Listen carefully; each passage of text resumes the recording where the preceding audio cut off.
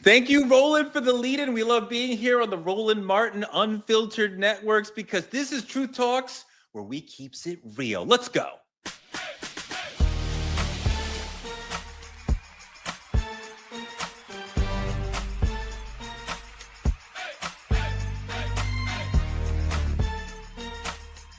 Are y'all ready to roll?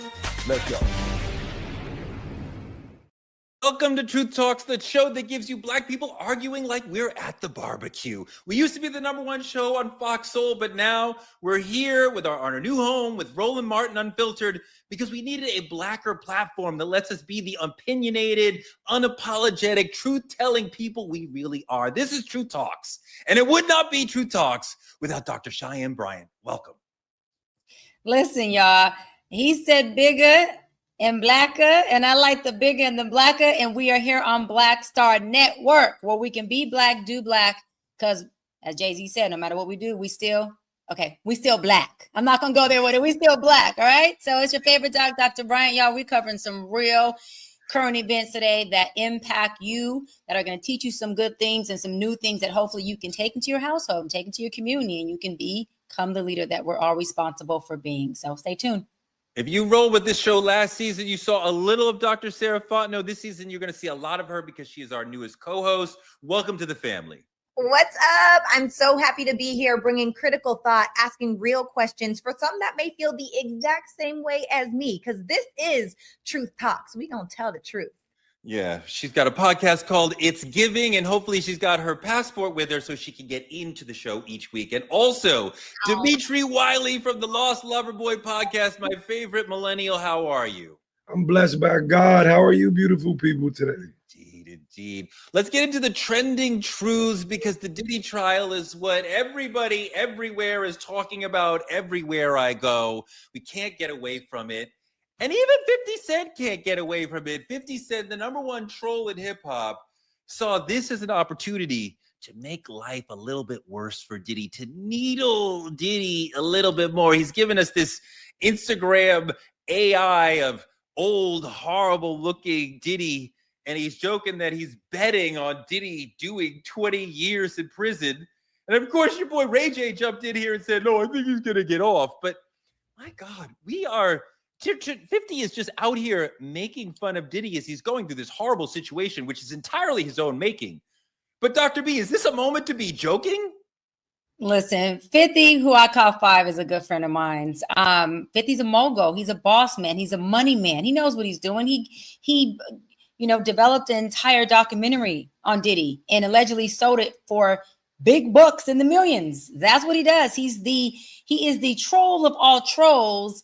But what I do like is that he makes sure that the troll ends up making deposits in the bank account. So for him, it's a win-win. I don't think Diddy cares either way. Diddy is trying to fight a trial and get some freedom. He can give a damn about what 50 Cent is doing on social media. And as far as Ray J, y'all know Ray J, that's my guy and my client as well.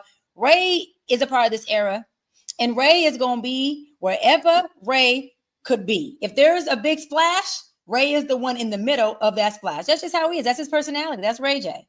Dimitri, 50 is such a troll that he used to be on Twitter talking about his dog Oprah, and he would call the dog a bitch. So he'd be on Twitter talking about Oprah is such a bitch. I beat Oprah, blah, blah, blah, blah. And we'd be all triggered. He's like, I'm not talking about Oprah Winfrey. I'm talking about my dog. But of course you're talking about Oprah Winfrey. But this is the kind of trolling that we're used to from 50. He's trolling everybody, but there's an extra nastiness in it with Diddy.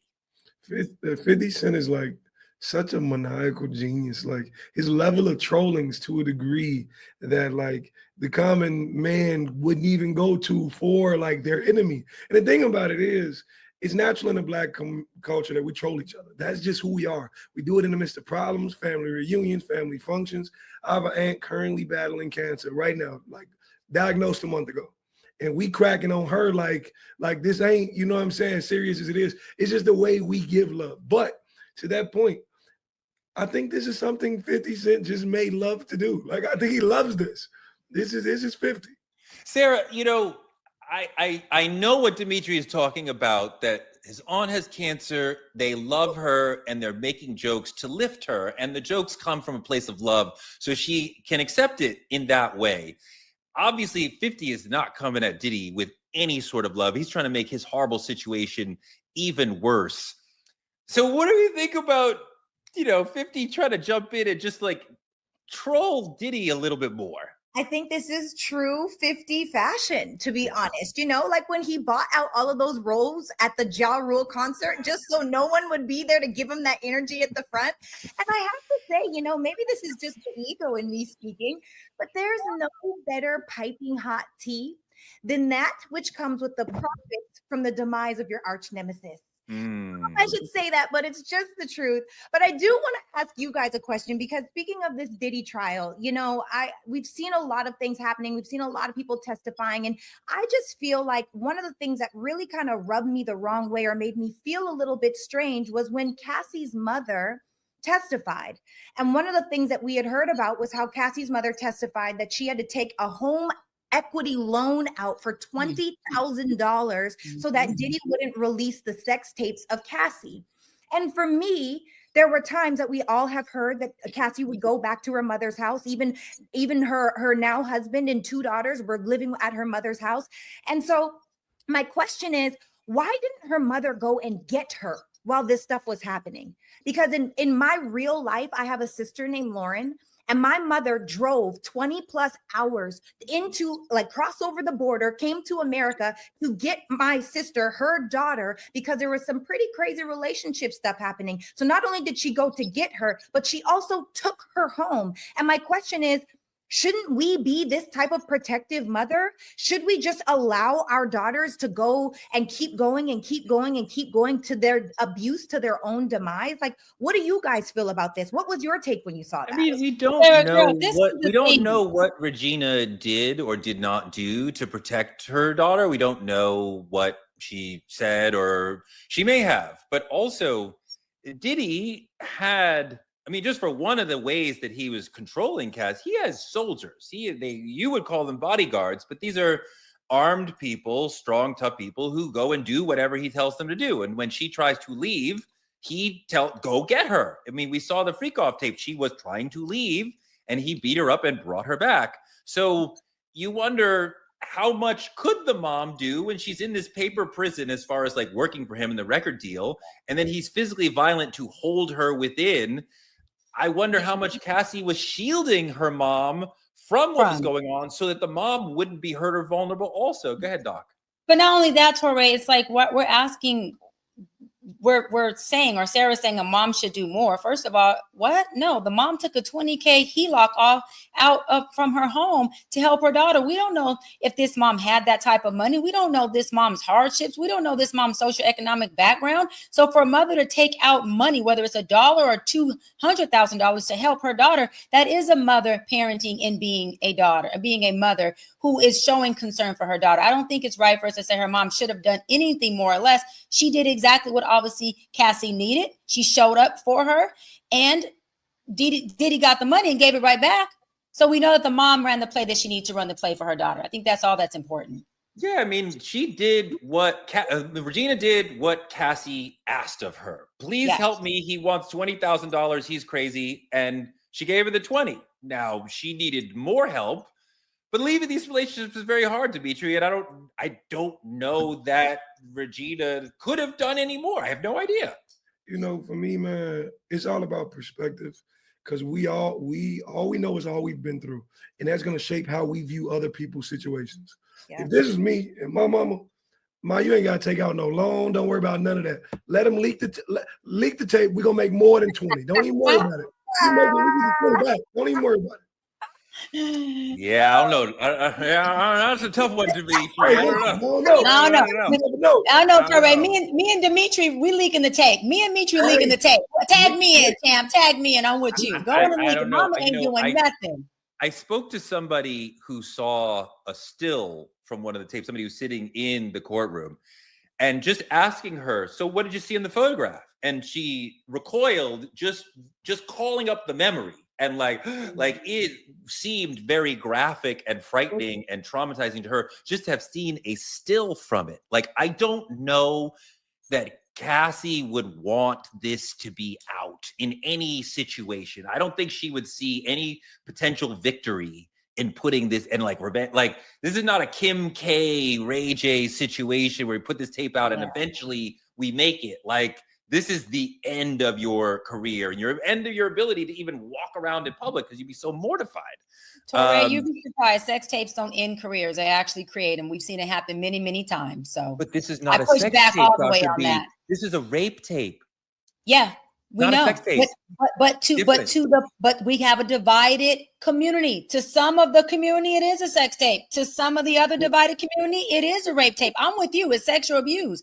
We're talking about just the monetization of, hey, but let's go on to the, we get off topic. Go on to the next subject. When people see it, then if people were to see it, then they would know, oh, this isn't that bad. Or, oh my God, and people who've seen a little bit are like, oh my God, that's horrific. So really kind of sad, but like, let's deal with it. Real story. Another trending truth that Black female unemployment is up versus last year. It's up to 6%. It's up higher than other women demographic unemployment rates. It's higher than other male demographics. So there's a high number of Black women who are unemployed, even though they are the most educated demographic in the country. I think I have an idea what's going on, but I want to work through it. Dr. B, what do you think is the reason why we're seeing this high Black women unemployment rate right now? Well, first of all, as much as people think it's a DEI result, right? It's not. DEI benefited more white women than it did Black women, first of all. Second of all, Black women haven't really suffered or been impacted from DEI as much as the narrative continues to put out there. There's a couple of things going on with Black women. One, we killing it out there, sisters. Where my sisters at? Holla at your girl. We killing it. We are the most educated. There are 71% of Black women that are obtaining their graduate degree. That's their master's degree. There is 65% of women obtaining their postgraduate degree, which is a doctorate degree academically, not just an honorary doctorate, but going to get it academically. So that means what? Sisters are back in school full time. Not only that, but Black women are overrepresented in what? In the healthcare industry. And guess what industry they're getting their degrees in, y'all? We're getting our degrees in law, health, and hold on, the last one is what I love, public policy, which means we are revving up to do what? Run for office. So Black women are starting to have a different agenda, and we are starting to apply ourselves and not just make it a conversation piece. And so it may look like we have less employment, but we're also setting ourselves up to have much more of a future than we would have ever had in the past. Sarah, I think, obviously Dr. B is right, but I think there's two groups at play here. I think you see an upwardly mobile group of sisters who are getting that education and moving up into white collar jobs. And many of them are having tremendous success. And we also know that there's a large number of Black women who are in retail or in tipped jobs, right? Jobs where we tip them, right? Tipped workers. Super high representation of Black and brown people, and especially women in tipped workers.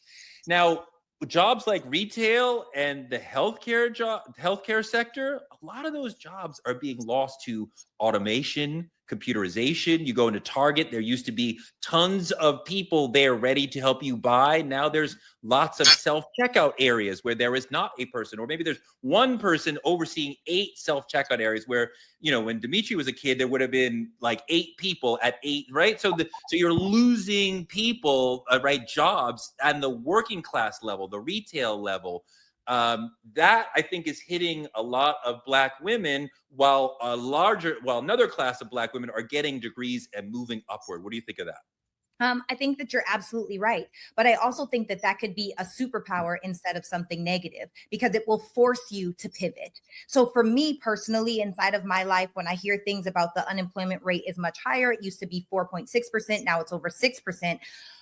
It's hard for me to really relate to that, because most of the women in my life, just transparently speaking, are already 6 or 7 figure earning women. So they either have gone to school and they make the money, or I do know a few other women that have married into the money as well. So if they are leaving, I would hope that it's not because we're necessarily losing out, but it is, like Dr. B said, because we're being more proactive with what we want to see in the future, because we're taking our education more serious, because we're getting into careers and not just having jobs. Or what I think is absolutely incredible, and what I am myself, I'm a serial entrepreneur. And then there are also business owners, brick and mortar business owners as well. And I think that there's a beautiful opportunity for us being so well educated, so hardworking, so resilient, so figure it out. Everything is figure outable, that it's really created a class of women that are setting a newer, better, and higher bar.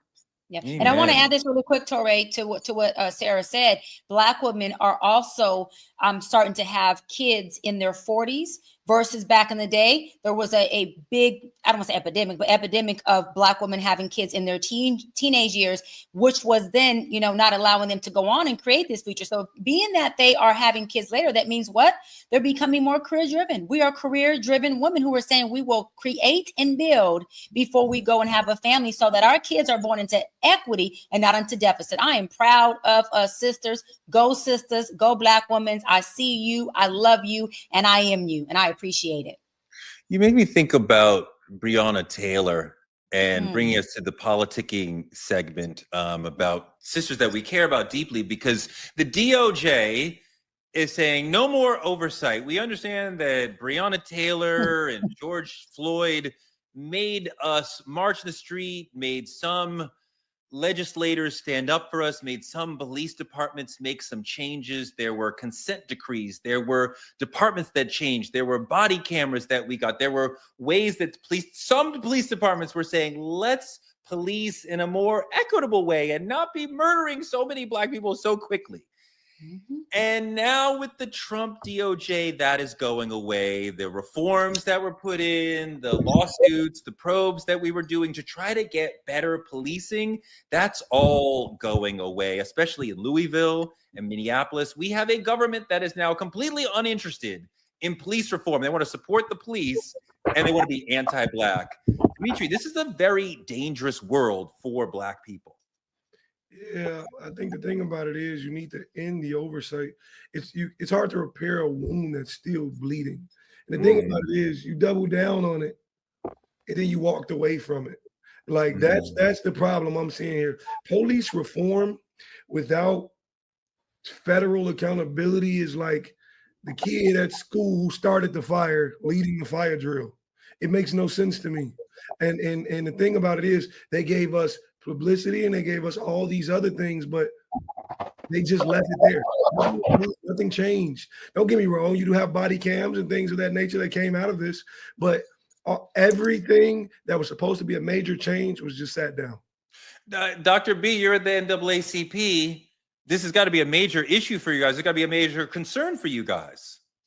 No, 100%. So what this is what I've said in our previous episodes or so. It's the qualified immunity that we as NAACP were fighting to get rid of, because what qualified immunity does is it does not hold law enforcement accountable for being prosecuted for the crimes that they commit on us bystanders, innocent or not, right?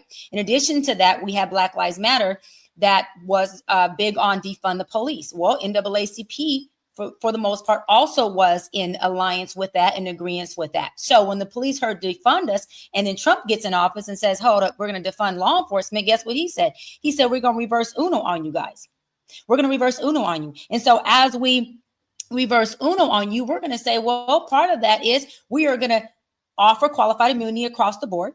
We are going to pull out these lawsuits of these officers who are undergoing prosecution. We are going to pull investigations. And not only that, Trump went further than that to say that he wants to destroy, not just not prosecute, but destroy the evidence and the documentation of these stories of how this stuff happened. He is like, we will completely get rid of this. Let me tell you why. So that when he's not in office anymore, the next president, if they decide to change the laws, they can't use those documentations against them in the court of law. When I tell you this man may be a clown to y'all and to everyone else, but one thing this dude is doing is setting up shop for the people who are coming after him when he is dead. And this is where it gets the most scary, because Dimitri, your son, my kids and whoever else decides to have some kids to raise yours as well are going to be the ones who don't benefit from this. Are they going to be in a deep backpedal civil rights situation that we're all going to have to come to the forefront and figure out, if we don't do it now, how in the hell do we get ourselves out of the 60s, the modern day 60s again? No, I mean, as a parent of 2 teenagers, I'm definitely nervous every day as they walk around New York City. They move around New York City by themselves.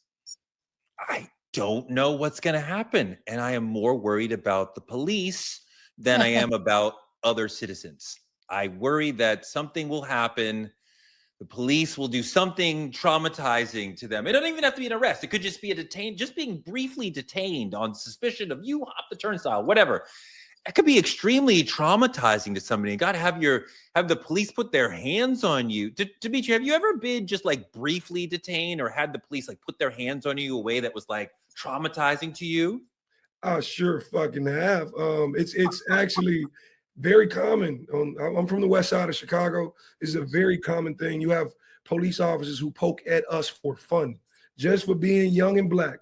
And the thing about it is they'll detain you on anything. They don't even give you reasons. It's absolutely odd. And what does that feel like to you and your friends when the police are fucking with you for fun and putting their hands on you in aggressive ways? And it's real dehumanizing. Like, it makes you feel almost animalistic at times, from handcuffs to sitting in the back of vehicles to checking your pockets. And the thing about it is, as a young black American, you don't know your rights. They can rip you out of a car. You just got your driver's license and you don't know they're not supposed to check this without the correct paperwork. You don't know. So the thing about it is it's real animalistic. a lot of times I want to ask. Touré, I want to ask Dimitri a question really quick. Do you mind, Touré? Dimitri, you said a lot of times as a young black man, we don't know our rights. Okay, and I'm not attacking you because I want to be able to be a part of the solution. Mm-hmm. Whose responsibility, 2-part question, is it to know your rights? Correct, mm-hmm.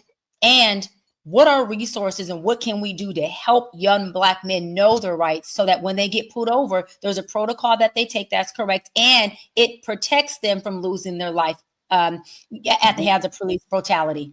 Well, hold on, Touré. Hold on. Let Dimitri answer that. No, but I want to push back to you for what you're saying, because quite often the law is whatever the officer standing in front of you says it is. And quite often we may know, you and I may teach Dimitri, you should say this, these are your law. If Dimitri says to an officer, I'm not giving you my license because you cannot articulate a crime, he is in the right. But the officer may still arrest him and nothing bad will happen to the officer, right? He may not get the benefit of the law in any given situation, even if he knows the law. I was just about to say that. The thing about it is, yes, it should be on your parents, on schooling, on everybody to seek the information, to teach the information. A lot of times our parents don't know. And the thing about it is we sitting and we're just a product of that. But like to Touré's point, the thing about it is we're in the moment. Once you're in the moment, nothing else matters. You could tell him everything your mama told you to say. But the moment he goes, get the fuck out of the car, and there's force involved, he's slamming you on the ground or throwing you against a gate, you just got to do what he said at this point because you're afraid of anything other than not leaving this spot alive. Dimitri, thank you for answering that. I asked you that on purpose because we're going to have young black men who are watching and who are listening to you and who you represent. And I want them to be able to relate to your experience and not feel like they have to know and not feel like they are a criminal or, or open to being criminalized by an officer because they don't know. And I want them to hear your experience because as a black woman, I don't have that. So thank you for sharing that experience for our audience. Amen. I want to chime in really quick on Please. That as well, because I feel like one of the things that we do, and it is our what's it called, our cycle inside of the Black experience. Something bad happens, then there's outrage, then we get pacified through, oh, we're gonna do some media stuff for you, we're gonna come together, we're gonna march, and they make us think that everything's gonna be okay, and they make us all of these promises, and then our outrage goes away and we go back into our normal life, boom, just for them to flip around and not deliver on any of the promises that they've made. And so for us, I actually want to ask, and you guys let us know what you think in the comments, what action can we take to create unity where we are holding people accountable? Because obviously Trump is not, right? What Yeah, can we do so that we're actually working together to create that? Because if Yeah. we don't have the Department of Justice, if we don't have our president, if we don't have anyone that's going to help us to progress as a culture, then it's important for us to do that for us. Yeah, and I do want to offer just a quick call of action to the parents out there. Parents doesn't mean you have a biological child. I'm talking about anyone who is leading or parenting somebody, to have that conversation with your son about what the best policy is for them to go by to save their life. Doesn't mean they won't get arrested. I had to tell my brother one time, who's 33, one who's not an LAPD officer. I said, listen, bro, when they pull you over, because he would have a smart mouth and he would talk back to them, I said, I would rather you shut the hell up than have these people put a bullet in your head. So just be quiet, do what they tell you to do. And we would handle it as NAACP president or have our attorneys look into it. But don't be out there pressing them and being disrespectful, because at the end of the day, we still have to teach our folks how to respect authority. Yeah. Amazing points. I want to flow into our main topic, white genocide, the great white lie. Trump had the president of South Africa, Cyril Ramaphosa, in the Oval Office, and he's telling him about what's going on in South Africa. Trump is teaching him about this is the ultimate mansplaining, right? This is toxic masculinity. Trump is telling the president of South Africa about South Africa. Can we listen to the lie that Trump told the president of South Africa? Death. Horrible death. Death. I don't know. Pick anyone. White South Africans are fleeing because of the violence and racist laws. And this is all. Oh my God. I mean, I'll give these to you. So when you say, what would I like to do? I don't know what to do. Look at this. White South African couple saying that they were attacked violently. So this is the madness from 47, which then leads into people going on television, taking his mindset, his lies, because he's repeating lies as if they are true. And people go on TV and defend him. And then the MAGAs hear that and go, well, it must be true because Trump said it. And roll Scott Jennings talking to Abby Phillip about it. I mean, Scott, you're saying it's not true that some white farmers have been murdered? No, it's not true that there is a genocide against white farmers. Okay, whatever you call it, have white farmers been murdered? Actually, how many have violence been committed against white farmers? How many white farmers? Hold on a second. How many white farmers have been murdered in I don't South know. Africa? Several. I mean, they asked. No. How many? I don't know. Several. I know why you don't know. Because those numbers don't exist broken down by race. There are 19,000 murders in South Africa. 36 were on farms. 7 of the farmers were victims. Okay, 29 victims who were included in the farm killings were farm employees who tend to be black. Woo! I love Abby Phillip. Dr. B, Scott is trying to make this about racism, right? And racism against white people. And they love to be telling black Africans, you're the real racist here, right? And get into the white victimhood of it all. But there's a whole business aspect of it. I want to get into the selective immigration part of this because they let 59 white South African in. Why? I don't know. But there's a whole profit motive going on here. First of all, sis, Abby, go off, sis. Go off. All right, I'm back, Torre. I'm back. Why are we letting in South Africans? What do you mean? Our real president, Elon Musk, is South African. We know why. Second of all, what's going on in South Africa has to do with, it's a power move. It's a money move. And what you said, Torre, about them trying to make it a white genocide type of thing. There's a word that I know of, and I'm sure we all can relate to. It's called the apartheid. Okay. This is when everything was taken from the Africans that were there that happened to look like us. All right. And because of that, I've been to South Africa. Because of that, any white person who owns a business in South Africa has to have a black African own 51% of that business to be able to, this is South Africa's way of leveling out the playing field for the equity that was taken from us back in the apartheid time, right? which is still going on to this day. So when Trump and them are going in there talking about, hey, you know, we have this Starlink product and we're not tripping off of, or we don't care about Black people having any type of stock in it. What they're trying to do, I'm telling you, what Elon Musk is trying to do is do a reverse Uno on South Africa to say, hold on. So you say, in order for us white folks to own a business, we got to give somebody Black 51% because we took everything they had from them anyways, and they don't have anything to work with. We're still working in a deficit if you ever visit South Africa. That now when I have my own big company, which I'm going to make it seem like South Africa needs to control their crime rate so that we can have a public safety there, okay, which that's not going to create public safety. That's not going to lower the crime rate. I'm going to tell you this. Guess what? Nobody Black can or has to have stock in this. What he's doing, and he said it loud on TV. He's leveling out the playing field in South Africa because in his mind, he said there's a reverse racism going on white people, which he is saying is causing a white genocide. What the are you talking about here? No, seriously, reverse racism on a group of people who are still having the biggest healthcare disparity in South Africa, that are still having the biggest socioeconomic disparity in South. If you visit South Africa, I've been to Johannesburg and Cape Town, okay? Both of those countries have big military men standing out with machine guns because it's that dangerous. I'll wrap with this. When we landed in Africa, we called an Uber and it was like 10 o'clock. And I don't ask me why we landed in Africa that late. Please just give me some grace. We got in our Uber. The Uber driver kept running the red lights and running the stop sign. I said, excuse me, sir. Is there a reason why we're running these lights? I don't want to get hit. I don't want to get pulled over by police. You know what he said to me? He said, ma'am, if we don't run red lights and if we don't run stop sign, we will not get ticket because police officers know if we stop, guess what?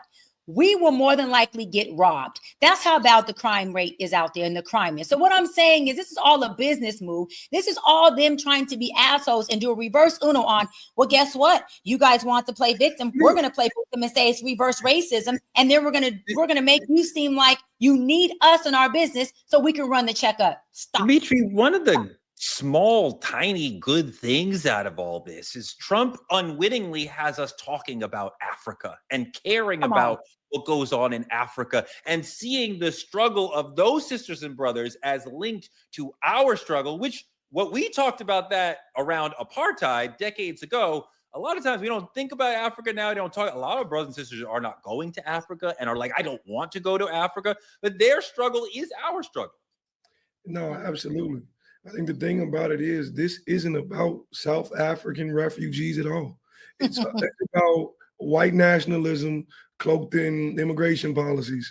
The thing about Trump in its entirety, all of this seems like the biggest level of hypocrisy I've ever seen in my life.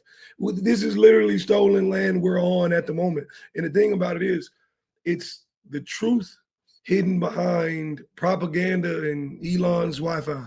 Like this is absolutely ridiculous. And you're absolutely right. We had a clip from Senator Mark Warner, who basically told us what was going to happen in this South Africa Oval Office meeting. Let's see that.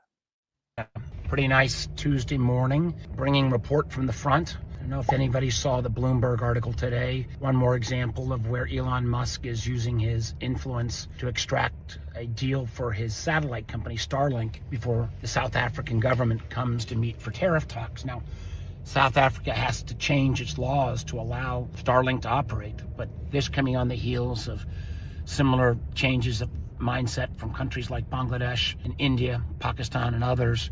Just remember, this is all being done by somebody who's also a special government employee. Talk to your friends. Talk to those who supported Donald Trump. Was this kind of corruption what they were endorsing? No, the corruption is exactly the point, Sarah, that Elon can't use this government, influence this government to influence that government for him personally to be enriched. That's what happened here. I totally agree. And it's wild. Even just the smallest nuances. That South African president came to the Oval Office to talk about tariffs. And somehow that turned into Trump saying The genocide that's happening. Look at these pictures. This is the worst thing I've ever seen in my life. Thousands and thousands of people are dying. And why are all of these white farmers dying? I just don't understand why they're all dying. Right. So in a true Trump fashion, sir, have you been there? You know, I know that you have some golf buddies that are from South Africa, and I know that you guys have those conversations. However, as long as you haven't been there, if you haven't seen the graves, if this is all just rhetoric at the end of the day, you don't know whether it's true or not. Why are you regurgitating and then also telling the president about his country? I am so confused by that. And what do? We're just like, you know, if you're impressionable, so our job is not to be impressionable, right? Is we allow Trump to create a new truth that literally came from thin air. So it's just absolutely wild that this is even in conversation right now. But it is a money grab. I do believe that 10,000%. You know, you're absolutely right that you know what this is about. And Trump has a lot of nerve talking to somebody else about crime in their country. And I wish that Ramaphosa had said, you know, you have a lot of crime in your country. You incarcerate more people than any other country in the world. What are you talking about, sir? Why don't you deal with your problems in Chicago and Detroit and East St. Louis and whatever, instead of telling us what I wish just once some world leader would go into the Oval Office and tell, right, Dimitri, that would be the best. You know why he can't do that? Because he trying to secure this plane he asking his man for. Hello.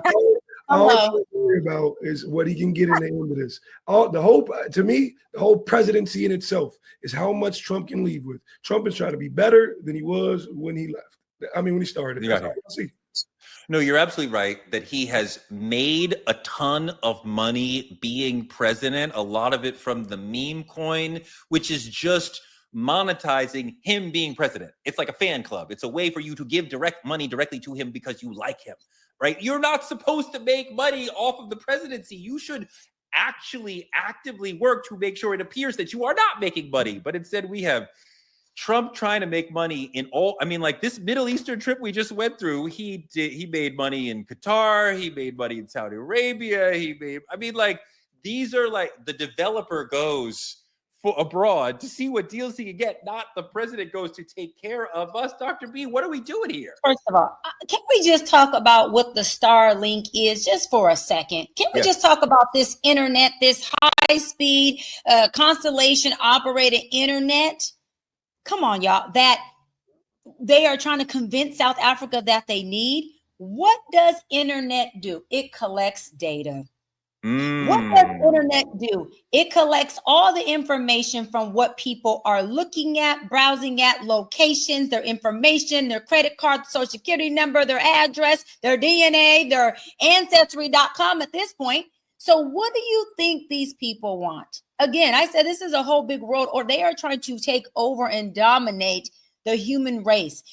Internet gives you the most valuable thing, and that's called data. That's called data. All you need is data on people to control anything. This is what it's about. It's a power move, and like Sarah said, it's a money move. And if they fall into this, South Africa is going to be in trouble. I wish, and I'll land on this, that South African president had some cojones like the woman president. You probably know Tori. I can't think of her name. She told him, check this out, Negro. If you can't rock with the things we need, guess what? Deuces, we just won't give you the resources that you've been getting from our country. And she stood on it. Okay. Now I forgot. I don't want to quote the wrong name. You may know, Tere. Help me out. No, I know. I'm trying to remember who you're talking about. Help me, family. Help me. I'm trying to call him a Negro. Like I was doing that part. But you know what? I code switched for her. Dimitri, I code switched. I do love the point that you made about Starlink is there to collect their data.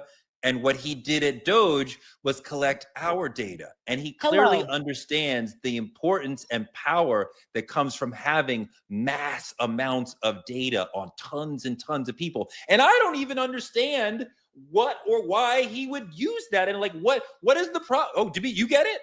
Ain't this the exact same problem we had with TikTok in America? Come on, Dimitri. Hey, That's what I'm saying. I just want to know, wasn't it data collection we were arguing? Well, hold on. okay, wait. Yes, wait, and Trump wanted to shut it down unless they let him own it so he can have the access to and own the damn data. Dimitri, you're a genius. Absolutely. That was the ostensible comment that they were making about TikTok. I don't think that's really what's going on. I think you're seeing Google and Meta say we cannot have a foreign competitor to our space. So kick out the foreigners from our space. So that the president's trying to help them kick the Chinese company out of their. That's what I think is really going on. But he has selective foreigners, selective immigrants, right? Because he's sure selecting South Africa to be the foreigners that's going to be all within our Starlink and all within our internet service. He sure wants them to be involved, correct? Can they cue the video again? Can we see the video again one more time? Before we go to the video, I just have to say, we know that it's a money grab. What you guys are saying, Michi, that was so brilliant. And it's so true, because when we think about it, the majority of murder victims are poor young Black men, by the way. And the pictures that Trump was showing are said to have come from other African countries. Right. And it's a known fact that over 800,000 Rwandans and 400,000 Sudanese have been murdered to this date. And you want to talk about 40 graves? It's the worst thing you've ever seen in your life, and it's 40 graves. Like, we have to get realistic with what is happening right in front of our eyes. This is all about data. This is all about control. This is all about power, and this is all about money. If it was really about a genocide, things all over the world would look different. No, you're right. My favorite part of the whole thing you just referenced, when Trump is showing this picture of this horrific grave in South Africa, and the president of South Africa is like, that's not in South Africa. Right. Dude, what are you doing? He's such a pathetic professor at his horrific university, his bizarro school, that he's not even teaching the right things. This is indoctrination. Things that are not true, right? This whole, South African president should be so offended by this presentation. This is ridiculous. But you know, the thing about it is, it's the light, it's the attention. You begin to believe people in their word because they say it on such major platforms. His position automatically grants validity to so many uneducated people and people willing to uneducate themselves. That's the problem. Well, it's a lack of education, but it's also the bifurcation of our media, right? Like, it used to be, we all get the same newspaper. We all watch Walter Cronkite or Dan Rather, and we all hear the same things. And now I look at a feed that is curated for me, right? On I don't look at Facebook, but people my age look at Facebook, or like a Huffington Post, and other people look at an entirely different thing. Drudge Report, Fox News, QAnon, whatever. So they're getting an entirely different. So the world to them looks at. Joy Reid used to talk about it like, we live on Earth 1 and they live on Earth 2. So like the entire world is different to them. We don't understand what they're they don't understand, because we don't even hear their lies, their crap. I don't know. Dr. B, what's going on? Joy Reid, another Black voice that's been silenced. You see what I'm saying? You right. And so, I mean, my thing is, I just feel like, all of this is something that's connected to a much bigger picture. And when we don't have platforms like True Talks, where we are providing real information that is impacting us systemically and globally, then we do lose as a race of people, not just a community of Black people, but we lose as a whole. We got to have shows like this where we're talking about things like Starlink. Most people don't know what the hell that is until they watch this show. We're talking about data being something that collected does make money. Most people didn't know that. And to go further, in order to have internet, you have to have a dish. Right? You got to have a dish, and you have to have that be put in that country. And that dish, in addition to data, also is something that allows people to have satellite connection and satellite capacity and access to another country. All of this is about taking over a vulnerable, marginalized country that already needs help. This is sad. This is bullying. And this is something that our people, by coming to shows like True Talks, need and deserve to be privy to. I appreciate immensely how you've explained Starlink and the data situation and how that is over seeing all this, because I didn't realize this till the way you explained it.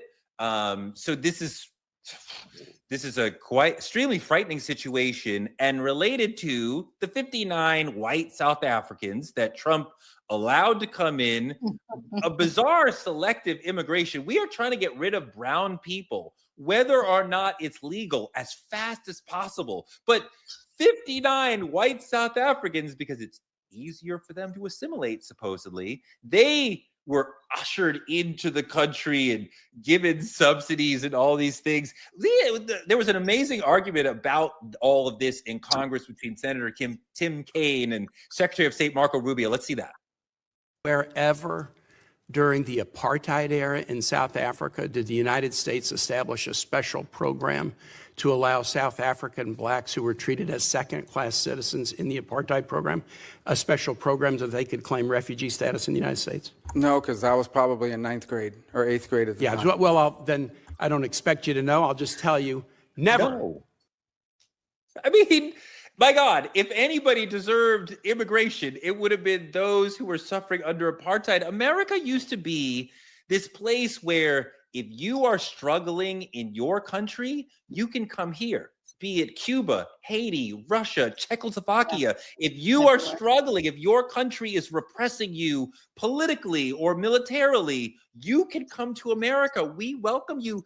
The embrace of immigrants from around the world is what made us who we were. It made us strong. It characterized America. And now it's like, we are closed. Do not come here unless you're white. Do not come here. We do not want you. We want to be this old white country that cuts out everybody else. This is not what America is about. It was always supposed to be a group of people, right? This is the whole American experience, the whole challenge of America. Can a broad group of people live together? Right now, the answer is no. Dimitri, Touré, what is going on? This is what America was supposed to be about. To who? To you? To who? To Black Americans? To who? To the Mexicans who opened up their country first to us and said, before Abraham Lincoln abolished slavery, and said, listen, in our country, it won't be no slaves. When they come here, there is no slavery. Who? To who? To who? So to who is this for? Let me explain something to you. When Trump says make America great again, and he let in 59 South Africans that don't look nothing like us African Americans on here, what he's saying is make America great again is make whites superior, blacks inferior, 100%. And the damn Mexicans. That is 100%. What he's saying. That is what he's saying. He's saying America that was great to them again is them being superior. And guess what? They have become the minority. So why do you think they got to bring in more whites? So they can get back their majority, so they can get back their superiority? Because at this point, minorities are taking over. And if we could collaborate and have think tanks and strategize, this is the thing. We could literally be the power tank, but we are not doing that again because we are watching things like social media. We are watching narratives that are teaching us things that do not benefit us in the long term, and it don't benefit us in the short term. There's only a handful of leaders, Touré, that understand what's really going on. You're one of them. I'm one of them. We are one of them. Dr. Sarah Dimitri are becoming more surrounded and educated on these things. But do you understand we're getting the numbers, as you say, right? I mean, people of color, including Asian folks who may be with us politically in any given moment, may not, right? Also, Latino folks who are not necessarily with us in any given political moment. But Touré, I got to push that for a second. 1 second. Hold on. 1 second. 1 second. Hold on. And I'm going to say 2-3 words, and I promise I'll let you go. There's nobody, and I am Black, Latina, and Creole, and I'm going to stand on what I'm about to say, and I'll double down on it. There is nobody who is in it with us. Everybody's a colored person when it's time to benefit from what we fight for and from our policies and our laws. But when it comes to fighting the things that demise us, marginalize us, despair us, and take us out, there is only one person who stands for that, and that's Black people. I'm so tired of people saying people of color. No, everybody doesn't stand for us when it's time to fight, when it's time to benefit off of us. They do. So I'm going to push back on that all the way, and I'm done. I think that's absolutely right, and I think there's a lot of ways that other people of color who are not Black are not with us politically when we need them. I think that's absolutely right. And obviously there are specific individuals who are allies, but as general communal, we saw in 2024 in the election, they do not necessarily stand with us. But even as our numbers rise, as in South Africa, where there's way more Black people than white people, it's wealth. The white minority in South Africa has the wealth. The white majority in America has the wealth. And as long as there's a massive wealth disparity, and it's not even about the entire white community, because there's plenty of poor white people in New York and Appalachia and on and on and on. But of the folks who are rich, of the folks who are wealthy, they're almost all white. And the non-white ones are down with the white people's program, right? So, I mean, even as we move up slightly politically over time, even as we move up as far as demographics and population, we're not moving up in terms of wealth, so we're not moving up in terms of power. I agree. The thing about it, I wholeheartedly agree with everything you said. The thing about it is what we're watching right now is not at all about refugees. It's about racism. It's about a fight. Fighting for a very long fucking time. It doesn't matter what continent you place it in. Like you said, the wealthy win. Anytime the Black equality becomes a condition, all billionaires scream socialism every single time, every time. And it's always going to happen. It's always been that way. But my thing about it is, I said this once before and I'll say it on here again. We have to learn as a culture, as a community, economically, politically, financially, in every aspect, to be war ready. And what that means is you prepare for when times like this come and things begin to turn or flip over, or when we're the minority, or when we're the minority, but not actually we're the majority at this point. We will soon be the majority in Africa, like you said, the Black in Africa, no? Yeah, in Africa for sure. In Africa, the Black is the majority, and without a war room, you still cannot fight against the wealthy. So I just want to say we actually developed that. I want to say this for Dimitri. Wait, Dimitri made. I want to say this for Dimitri really quick because you always have freaking teaching moments. I love you, Dimitri. When you said we're not the minority yet here in the U.S., there are 13.4% African Americans. Just so you know the ratio of how many of us are here. So we are very much the minority as the one race of people. When you start to add in the other people of color, then of course that minority number raises. But there's only 13.4% of African Americans here in the U.S. I mean, American law talks about what you need to do or who you need to be what you need to do to come into this country. It does not talk about who you need to be, but somehow our government now thinks that they can pick and choose who come. Roll the clip. Policy doesn't require even-handedness. It requires prioritizing the interests of the United States. The phrase says you are entitled to entrance as a refugee if you demonstrate a well-justified fear of persecution. No, you're not entitled. So can you have a different standard based upon the color of somebody's skin? Would that be acceptable? Well, I'm not the one arguing that. Apparently you are, because you don't like the fact that they're white, and that's why they're coming. I'm just asking you to say that would be unacceptable. Well, no, I would say that the United States, a very easy thing to say. The United States has a right to pick and choose who they allow into the United States. Even based on the color of somebody's skin. You're the one that's talking about the color of their skin, not me. These are people whose farms were being burned down and they were killed because of the color of their skin. Okay, so there is not genocide in South Africa. They were not being attacked because of the color of their skin. I generally would go along with Marco that you don't have to accept every person, but you're not doing that in good faith, because you're not saying we're going to give everybody a chance to come here. We're saying we want more white people and we want Black and brown people to not come. That is not how we're supposed to run these sorts of systems based on pure racism. Sarah? I just feel like here we go again with this manipulating switch of the hand, strategic. They're so strategic with rolling out what they're going to do and how exactly they're going to give us the short end of the stick. And then they curtain it and call it policy. They curtain it and call it safety. They curtain it and call them that they're it's like the white saviors complex is happening all over and around, right? And so for me, this is happening all over again. Even when you go back to the Starlink conversation, first it started out with land, right? They came, they took the land, and they made everybody else slave to what they had going on. And now in Africa, we already got you, right? Because we know that you need us as your allies. We already got you in that way. But on top of that, what we're going to do is we're going to make sure that the data that we're getting is oh goodness, I lost my train of thought.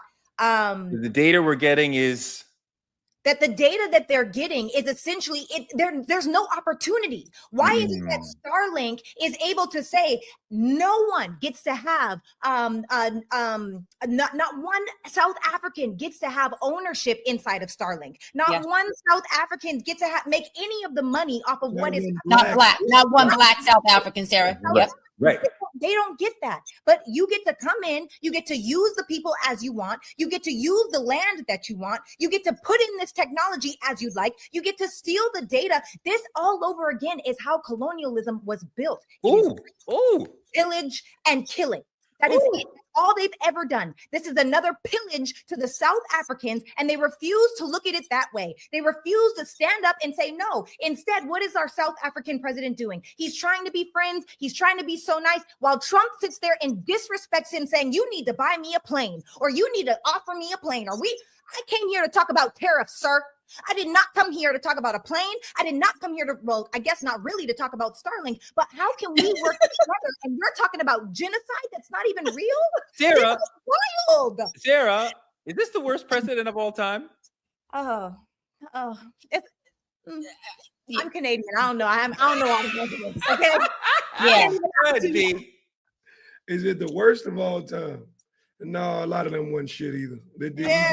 He another one of the ones. That's it. That's all I see. Doc, you got him worst of all time? Of all time, yes. Of all time, yes. Yes. I want to go back to that video real quick though, Torre, because what the senator is clearly saying is that the U.S. doesn't see or deem white people as immigrants, my love. It doesn't matter where they come from. Guess what? If they white, they right. They're not immigrants. That's what he's saying. He's saying that if they come from South Africa, if they come from Europe, if they come from anywhere, if they're white, then they're not an immigrant.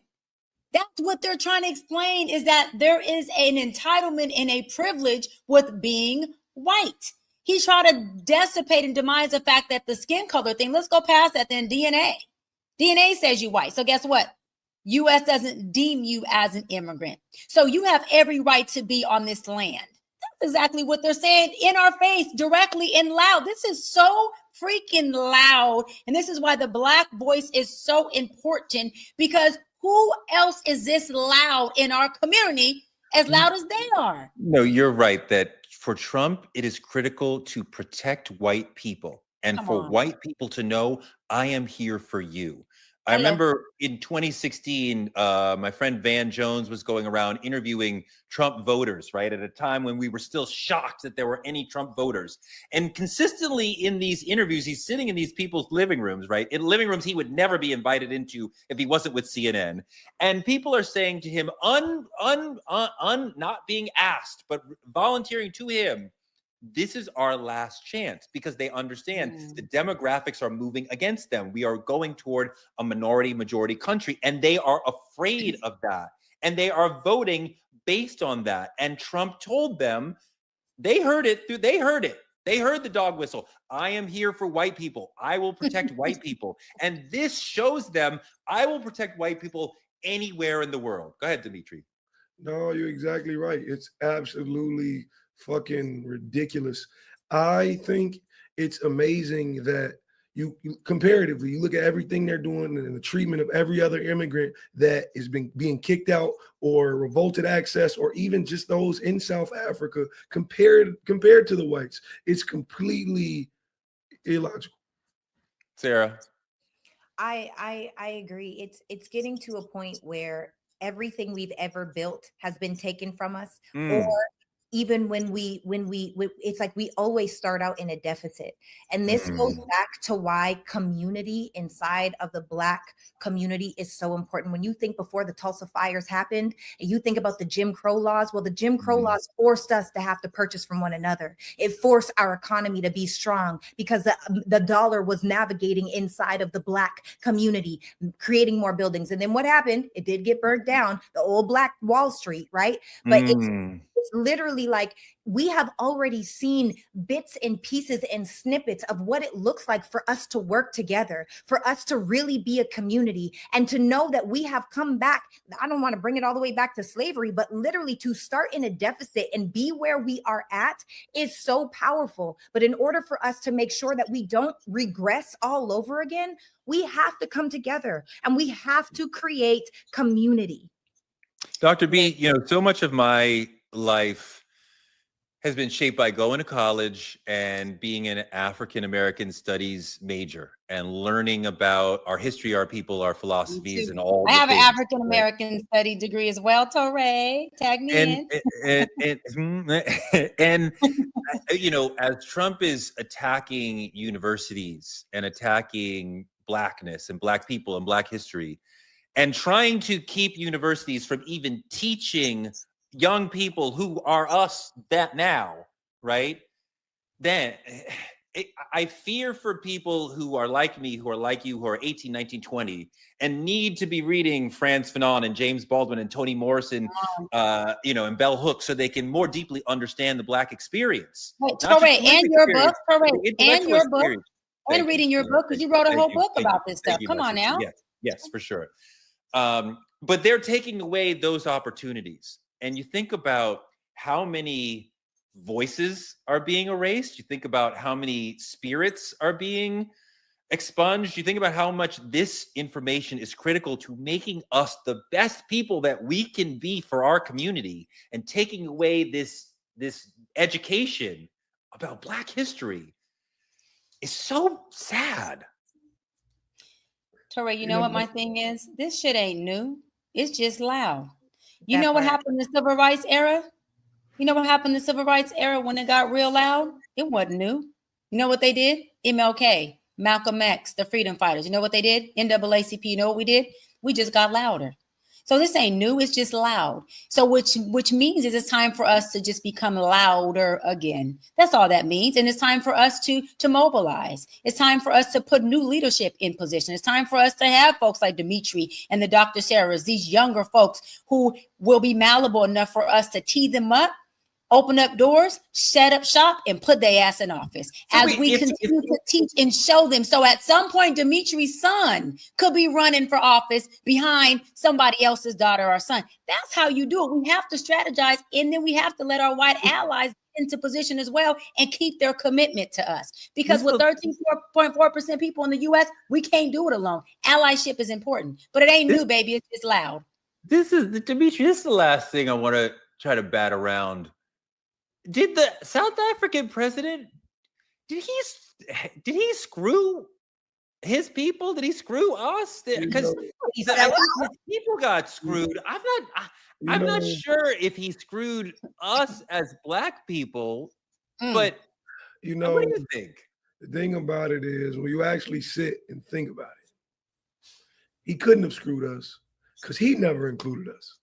We were never included in him. He doesn't see us in him.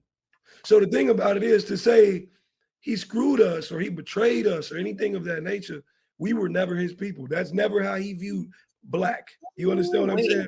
But another thing, what clears me in all of this is to how they can't believe we see their playbook. They distract us with fear. They deal in white favor. And then they disguise it all as democracy. It's insane to me. I don't get it, but I don't see a sellout. I see a man who does not understand he's being conned. Come on. I wonder what he got, what he was given, either positively or negatively, the threat that he was given, or if he was given some gift that moved him, that would then allow him to say, okay, fine, we're going to change the laws so Elon can have what he wants. But I want to address something you said with a story that lives in my heart. And I love my African brothers and sisters, but let's be real. Many of y'all don't think that you are brothers and sisters with us. And I experienced that firsthand. Say it. With Black Americans? With Black Americans? Yes. I went to Senegal. I went by myself. I got off the plane. I went like deep in, like, don't take me to touristy shit. Like I want to go like real stuff. So I'm like deep in it, like in like a hut, like where there's like no running water, like real shit, like whatever. And this little kid comes up to me, and I had learned the word for white man in their language. And he and like 3 women were standing behind. One was clearly his mother, and 2 of the other aunties, whatever. And the kid goes, "White man," and he points at me. And I understood his mistake. And I said to him very calmly, "No, I'm black like you." And the 3 women behind him laughed like I was Chris Rock making a joke. Like that was the most ridiculous thing that they had ever heard. And that was not the only time I was called white man the entire time I was in Africa. And I felt closer to Africa, but it also, in general, but it also made me feel disconnected from Africa. That's so over there, 1 drop of white blood, you're white, right? Like here, 100%. 1 drop of black blood, you're with us. Over there, 1 drop of their blood, you're with them.